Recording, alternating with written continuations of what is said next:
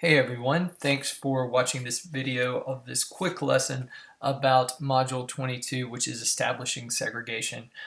Now this is a very kind of dark period in South Carolina history. I put Jim Crow himself on the title slide here because this cartoon actually leads to one of the most consequential Supreme Court decisions ever in our history. So Jim Crow started out as a cartoon, obviously a cartoon with a bunch of prejudice in its drawing, but we will get to Jim Crow later on in the mini lesson. So you guys know I always start us off with the three things that you should be able to do after this week's module. The first thing is describe how Democrats tried to limit African American voting in South Carolina. And there's a multitude of ways, and we're going to just quickly go through each of them. The second thing would be explain how Ben Tillman used the Constitution of 1895 to protect poor whites while disenfranchising African Americans. Now, disenfranchising just means to limit someone's ability to vote.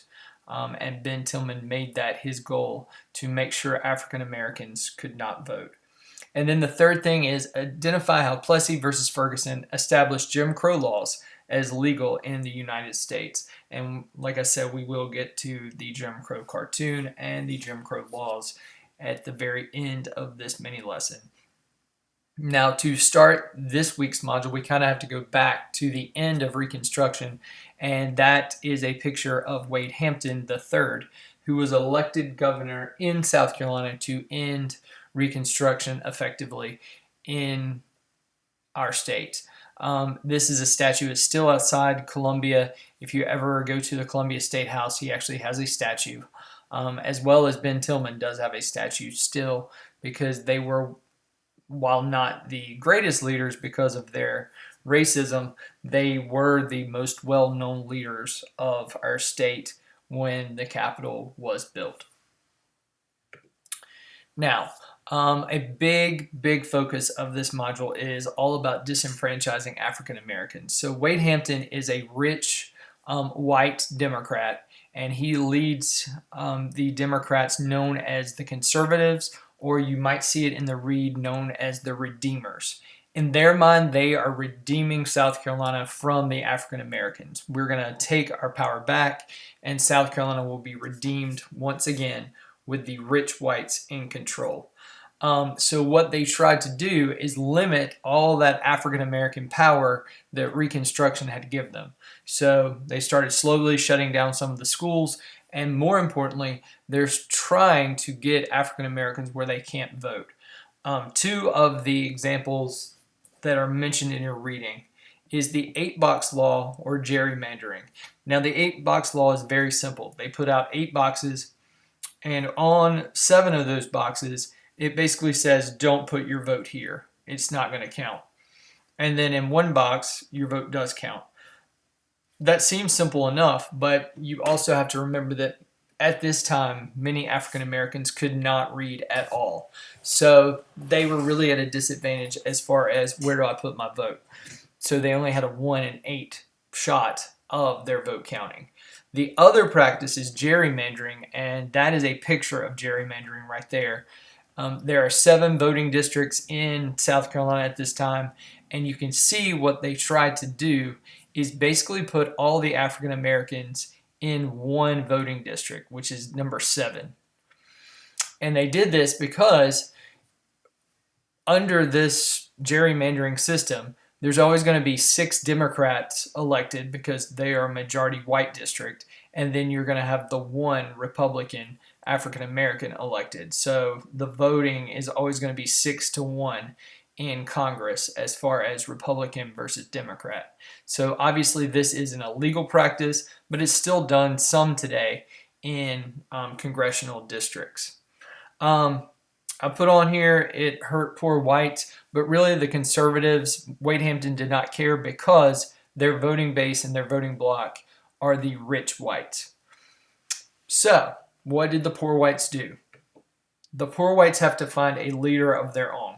And your read talks extensively about Ben Tillman and his rise to power. I put a picture of Tillman Hall from Clemson.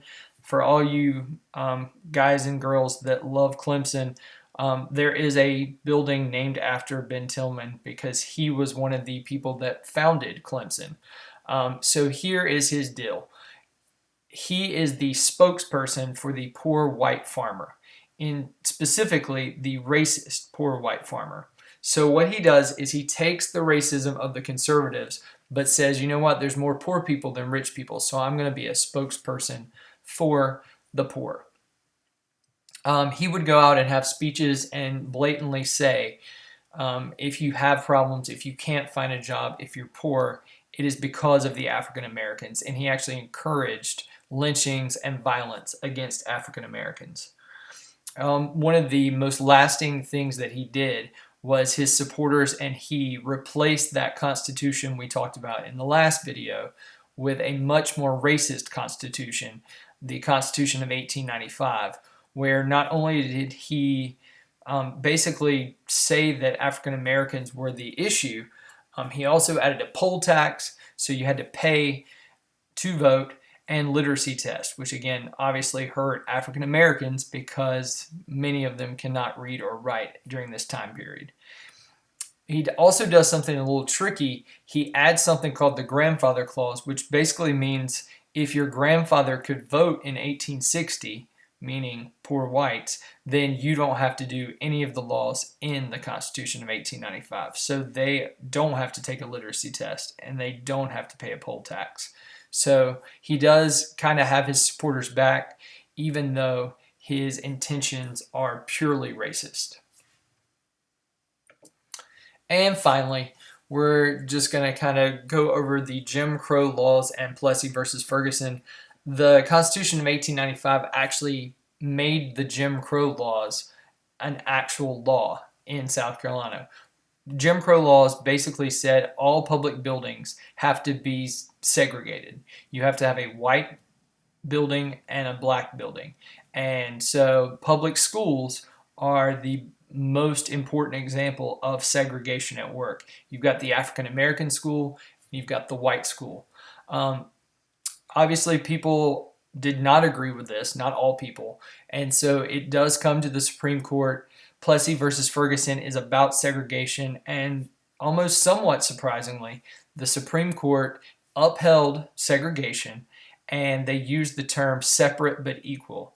So you can have separate things as long as you have equal things. So you can have a white school as long as you have an African American school. And I put this little cartoon up because you can kind of see what Jim Crow really does. Yes, there are two railroad cars there, but you have the one for the white population that's very nice, very new, and then you have the car that looks broke down, and that's the African American train car. Imagine this being done in schools. So Plessy versus Ferguson upheld segregation, and now segregation is going to be the law in the southern states for the next 60 to 70 years, depending on the state. So this week's word is Jim Crow, and I hope you enjoy this module. It is very important that we learn about the dark part of South Carolina's past so we make sure that we never forget it. Have a great week, and I will talk to you soon.